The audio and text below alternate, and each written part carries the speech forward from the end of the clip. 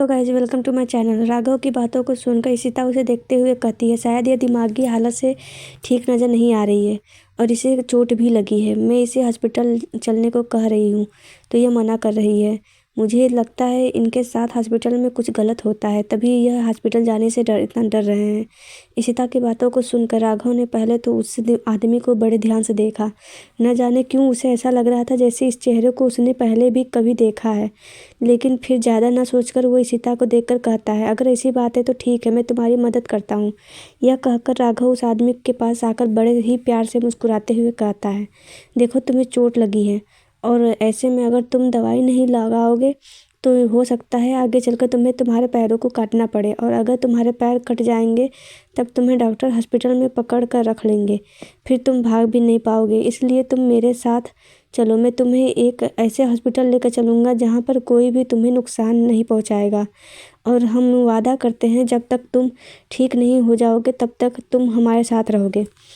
राघव की बात को सुनकर वह आदमी उसे इग्नोर करके इशिता को देखते हुए कहता है, क्या यह जो कह रहा है वो सच है? अगर मैं तुम दोनों पर यकीन करके तुम्हारे साथ चलूँगा तो तुम दोनों मेरी रक्षा करोगे। अगर मुझे कुछ भी हो गया तो उस डॉक्टर को ने फिर से मुझे किडनैप कर लिया तो?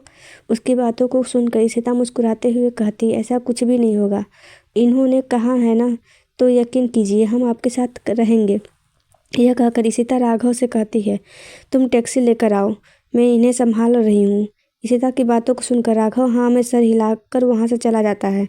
वहीं इशिता दोबारा उसके चेहरे को देखने लगती है। न जाने क्यों उसको ऐसा लगा जैसे चेहरे में कबीर की परछाई नजर आ रही है। ऐसा लग रहा था जैसे उसकी आंखें बिल्कुल कबीर की तरह हैं, जबकि वह कबीर के सभी भाई को जानती है, सभी दोस्तों को भी जानती है। यह सोचते सोचते वह कब राघव टैक्सी लेकर आ गया, इशिता को पता भी नहीं चला। राघव इशिता की मदद करते हुए उस आदमी के पास आया, लेकिन उसने राघव को खुद से दूर कर दिया और इशिता का हाथ पकड़ के लगा। पैर में चोट लगने की वजह से उसे थोड़ी दिक्कत हो रही थी, तभी राघव ने भी जल्दी से उसकी मदद करने के लिए हाथों को पकड़ लिया और सहारा देते हुए टैक्सी में बिठाया। थोड़ी देर बाद जैसे ही इशिता उसे लेकर अस्पताल पहुंची, तब राघव टैक्सी वाले को पैसे देकर इशिता के पीछे आया। तब तक इशिता उसे लेकर अस्पताल के नर्स के पास पहुंच चुकी थी। नर्स ने जैसे ही इशिता के साथ घायल आदमी को देखा, उसकी आंखें हैरानी से बड़ी हो गई और वो तुरंत, पेशेंट आपके साथ में, मतलब इनका नाम क्या है? नर्स को इस तरह से देखते हुए देखकर इशिता उस घायल आदमी को देखने लगी। तभी वो आदमी इशिता का हाथ पकड़ के उसे देखकर कहता है, मेरा नाम ऋतिक है। ऋतिक का नाम सुनते ही तो इशिता ने नर्स को देखा तो नर्स ऋतिक का नाम सुनकर हैरानी में आ गई, लेकिन अपनी हैरानी को छुपाते हुए वो इशिता को कहती है, आप इन्हें मुझे दे दीजिए, मैं इनको डॉक्टर के पास लेकर चलती हूँ, लेकिन तब तक आप यहीं इंतज़ार कीजिएगा। यह कहकर नर्स ऋतिक का हाथ पकड़ने लगी, पर तभी ऋतिक ने नर्स को खुद से दूर करके इशिता का दूसरा हाथ भी पकड़ कर कहा, नहीं नहीं, यह ज़रूर मुझे किडनैप करने वाली है। मैंने कहा था ना, यह लोग ऐसे ही हैं, मुझे अकेले लेकर चले जाते हैं, मैं नहीं जाऊँगा। ऋतिक की बातों को सुनकर इशिता हैरानी से उसे देखे जा रही थी। हालांकि इशिता को नर्स की बातें इतनी समझ नहीं आ रही थी, नहीं उसके एक्सप्रेशन दिखाई दे रहे थे, लेकिन राघव यह देखकर बहुत ज़्यादा गुस्से में था कि आखिर ऋतिक बार बार इशिता का हाथ क्यों पकड़ रहा है। वह यह सोच रहा था कि तभी उसके फ़ोन पर कॉल आया और वह फ़ोन उठाकर दूसरी तरफ चला गया। जब यह इशिता ने देखा तो वह नर्स को देखते हुए कहती है, उनके पैरों में हल्की सी चोट है, आप बस उनके पैरों पर पट्टी कर दीजिए, मैं इन्हीं के साथ रहूँगी। इशिता की बातों को सुनकर ऋतिक नर्स को देखकर कहता है, तुमने सुन लिया ना, इसने कहा क्या कहा, यह मेरे साथ रहेगी, और अगर तुमने कुछ मुझसे इसे दूर किया ना तो तुम लोगों को छोड़ूंगा नहीं।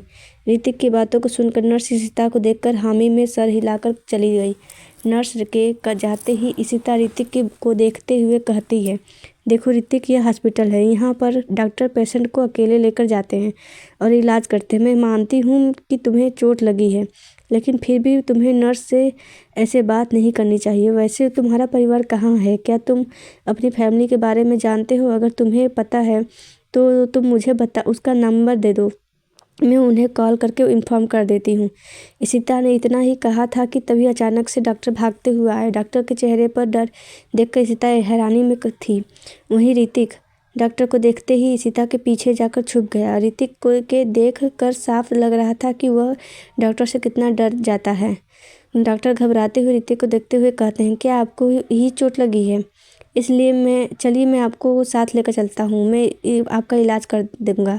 पहले तो ईशिता ऋतिक को डॉक्टर के पास भेजना चाहती थी, लेकिन जिस तरह से डॉक्टर और नर्स ऋतिक को देखकर अपने एक्सप्रेशन बदल रहे थे, उसे इतना यकीन हो चुका था कि ज़रूर कोई बात है, क्योंकि ऋतिक ऐसे ही डॉक्टर से नहीं डर रहा है। वह तुरंत ऋतिक को अपने पीछे छुपाते हुए कहती है, देखिए यह मेरे फैमिली मेम्बर हैं और आप ऐसे ही मेरे सामने इन्हें लेकर नहीं जा सकते। या तो आप उनकी फैमिली को यहाँ बुलाइए या फिर इनका इलाज मेरे सामने कीजिए। आप इन्हें अकेले लेकर नहीं जा सकते और इनकी चोट हल्की सी है और इसके लिए पेशेंट के साथ कोई भी रह सकता है और यह बात आप भी जानते हैं, तो आप मेरे ही सामने अकेले जाने की बात क्यों कर रहे हो? और इनको देखते ही आप सबकी इतनी हवा टाइट क्यों हो रही है? ईशिता की बातों को सुनकर डॉक्टर घबराते हुए कहता है, मुझे माफ़ कर दीजिए मैडम, लेकिन आप जिसे अपने साथ लेकर आई हैं वह कोई आम इंसान नहीं है। वह बहुत बड़े बिजनेसमैन के भाई हैं और ऐसे में वह पूरी हॉस्पिटल में यह खबर पहुंचा चुके हैं कि जैसे ही उनके भाई की खबर मिलेगी हम उन्हें बता दें। हालांकि मैंने उन्हें इन्फॉर्म कर दिया है और जब तक वह यहाँ आ नहीं जाते तब तक हमें इन्हें संभालना होगा। मैं नहीं जानता हूँ कि आप इनकी कौन लगती हैं, लेकिन आपका दिल में से बहुत बहुत शुक्रिया जो आप इसे यहाँ लेकर आई हैं। आपने हम सबके हॉस्पिटल को बंद होने से बचा लिया, पर फिलहाल के लिए हम इन्हें अपने साथ लेकर जा रहे हैं। यह कहकर डॉक्टर ने अपने साथ लाए हुए 2 नर्स को इशारा किया, जिसे देखकर दोनों नर्स ऋतिक को पकड़ने के लिए आगे बढ़ने लगी। लेकिन जब ईशिता ने देखा तो उससे बहुत गुस्सा आया। जब डॉक्टर देख रहा है कि पेशेंट घबरा रहा है तो ऐसे में वह ज़बरदस्ती कैसे कर सकता है। यह सोचकर ईशिता अपने हाथों को आगे बढ़ाकर दोनों नर्स को रोकते हुए कहती है, आगे बढ़ने की कोशिश मत करना। ईशिता ने इतना ही कहा था कि तभी अचानक से पीछे एक बहुत बड़ी भयंकर आवाज़ आई थी, जो ठीक ईशिता के पीछे ही आ रही थी। वह अपने कदम बढ़ा के ईशिता के पास आते हुए कहता है, तुम होती कौन हो डॉक्टर को यह काम करने से मना करने वाली? इतना कहते हुए जैसे ही वह शख्स ईशिता के सामने आया, उसकी आंखें फटी की फटी रह गई। ईशिता भी अपने सामने कबीर को देखकर हैरान थी। उसे बिल्कुल भी उम्मीद नहीं था कि कबीर अचानक से वहाँ आ जाएगा। ईशिता अभी भी कुछ समझ नहीं पा रही थी। उसे लग रहा था कि शायद कबीर को पता चल गया कि वह कहाँ है और उसे ही लेने के लिए आया है। वह यह सब सोच समझने की कोशिश कर रही थी कि तभी डॉक्टर कबीर को देखते ही अपना सर झुकाकर घबराते हुए कहते, मुझे माफ़ कर दीजिएगा सर, मैंने मैडम को रोकने की बहुत कोशिश की, लेकिन मैडम हमारी बात सुनना ही नहीं चाहती थी। आप हमें बस थोड़ा समय दीजिए, हम अभी सिक्योरिटी को बुलाकर मैडम को बाहर निकालते हैं। डॉक्टर के इतना कहकर बगल में खड़ी नर्स को देखा और उसे इशारा किया, जिससे देखकर वह नर्स ईशिता के पास आकर उसके हाथ को पकड़ते हुए कहने लगी, चलो तब से मैं तुमसे बहुत तमीज़ से बात कर रही हूँ, लेकिन अब तुम्हारी औकात नहीं है यहाँ रहने की। इतना कहते कहते जैसे ही उसने ईशिता का हाथ पकड़ा, तभी कबीर ने तुरंत ईशिता का हाथ पकड़ के अपनी ओर खींच के गुस्से भरी नज़रों से उन सभी नर्सों और डॉक्टर को देखा। कुछ देर तक गुस्से में देखने के बाद कबीर ने डॉक्टर से कहा, यह मेरी पत्नी है और तुम लोगों इसे बाहर निकालने की बात कर रहे हो। कबीर की बातों को सुनकर डॉक्टर की तो जैसी हवा पूरी टाइट हो गई। वह पहले ही उनके भाई को लेकर इतना डरे हुए थे कि वो अब किसी भी हालत में ऋतिक को ढूंढना चाहते थे। अब ऊपर से उन्होंने उनकी ही पत्नी को धमकी दे दी है। ऐसे में अब उन्हें लग रहा था कि अब तो पक्का उनका हॉस्पिटल बंद होने वाला है।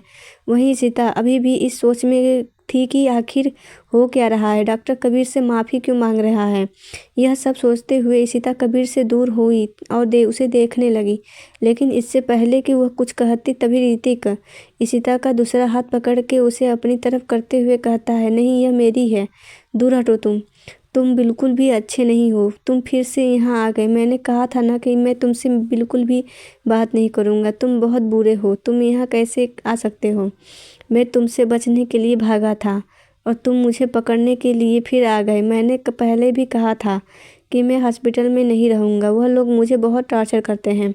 ऋतिक की बातों को सुनकर कबीर ने पहले तो उसके हाथों को देखा जिसमें उसने इशिता का हाथ पकड़ के रखा था। फिर उसने गुस्से को शांत करके उसे समझाते हुए कहा, नहीं ऋतिक, वह हॉस्पिटल बहुत अच्छा हॉस्पिटल है और वहाँ पर डॉक्टर तुम्हें टॉर्चर नहीं करते बल्कि तुम्हारी देखभाल करते हैं। मैं जानता हूँ कि तुम्हें हॉस्पिटल में रहना पसंद नहीं है, लेकिन इसका मतलब यह नहीं है कि तुम झूठ बोलोगे। तुम्हें फिर से इस अस्पताल में एडमिट किया जाएगा और इस बार तुम्हें भागने का मौका कहीं से भी नहीं मिलेगा, क्योंकि तुम्हारी सिक्योरिटी और ज़्यादा टाइट होने वाली है। कबीर की बातों को सुनकर ऋतिक रोते हुए कहता है, नहीं भाई, मैं वहाँ नहीं जाऊँगा। वह लोग मुझे बहुत टार्चर करते हैं। आप तो वहाँ वहाँ रहते नहीं हो, मुझे अकेला छोड़ देते हो। मैं वहाँ पर अब नहीं रहूँगा। अब मुझे नहीं रहना है, मुझे आप लोगों के साथ रहना है। अगर आप मुझे अपने साथ लेकर नहीं जाओगे तो मैं फिर से भाग जाऊँगा और इस बार किसी के पास नहीं आऊँगा। ऋतिक की बातों को सुनकर कबीर को अब गुस्सा आने लगा। वह उसके हाथों को पकड़ के उसे वहाँ से ले जाने लगा। ऋतिक ने जब यह देखा तो वह पीछे मुड़कर इशिता को देखकर चिल्लाते हुए कहता है, मैं सच कह रहा हूँ इशिता, यह लोग बहुत बुरे होते हैं। मैं हॉस्पिटल में नहीं रहना चाहता हूँ, तुम मेरी मदद करो। इस बेचारी इशिता अभी भी सोचने समझने की कोशिश में थी कि ऋतिक की आवाज़ ने उसका भ्रम तोड़ दिया और वह तुरंत जाते हुए ऋतिक को देखने लगी। पर कहीं न कहीं उसे ऐसा लग रहा था जैसे ऋतिक को जो कह रहा था वह दिल से कह रहा था और वह तुरंत आगे बढ़कर ऋतिक का हाथ पकड़ के कबीर को रोकते हुए कहती है, यह हॉस्पिटल नहीं जाएंगे।